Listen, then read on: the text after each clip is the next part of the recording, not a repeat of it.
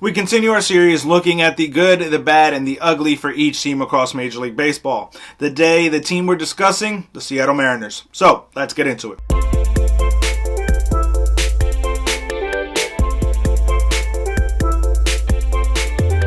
What's going on, baseball fans? Jeremy Laracuente here for the Baseball Banter Broadcast. And as we look at the good, the bad, and the ugly for the Seattle Mariners, we begin with the good.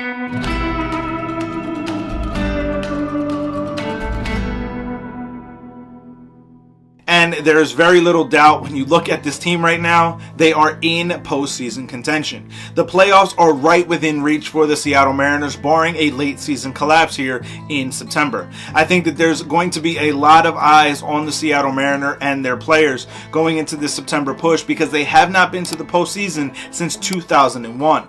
That is a very long time between postseason appearances, the longest current drought in reaching the postseason in the 4 North American League major sports leagues. There's going to be a lot of eyes on the Seattle Mariners just to be able to make it to the postseason. But being so close, they're almost guaranteed to be able to get a spot, and it is very good for baseball to see the Mariners back in the postseason.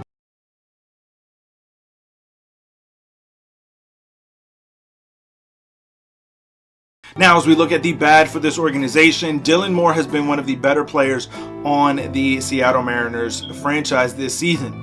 And right now, he is on the IL with a right oblique strain. It is said that he is pushing for a mid to late September return, but the question is going to be, is that going to be enough time to get back one of their better players into their lineup to be able to make a serious push in the postseason?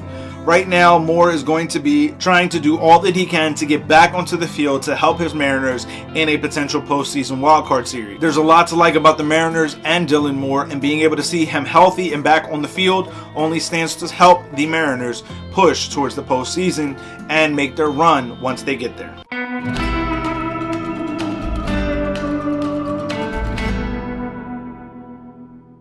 Now, as we look at the ugly situation for the Seattle Mariners, it is wrapped up in a very good thing.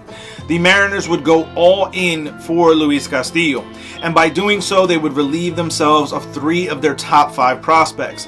By making such a big push, you get one of the best pitchers in all of Major League Baseball to help you push towards a postseason run and a successful postseason run. Being able to go into a short 3-game wildcard series with Robbie Ray and Luis Castillo taking the ball for you bodes very well for the Seattle Mariners. But by doing so, you really limit your future as you dealt away some of your best prospects and won't be able to see them flourish in a Mariners uniform.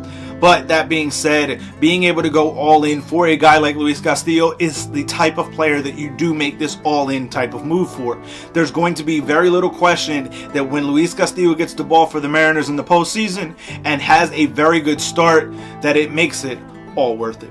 But I want to hear from you guys. Let me know your thoughts, your feelings on this down in the comment section below.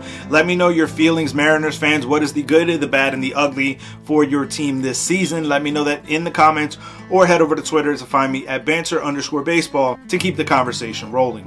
As always, keep it locked into the entire JLMG family with Weesibs, the Granny Geek, showing of course here on the Baseball Banter Broadcast by hitting that subscribe button on all 3 channels. And for sticking around to this point, head over to baseballbanterbroadcast.com. Use the promo code Mariners to save 5% off your order. Keep it locked in all season as we continue to look at the good, the bad, and the ugly for each team across Major League Baseball, as well as the latest news, notes, and my personal thoughts, theories, and opinions on the game of Major League Baseball. Peace.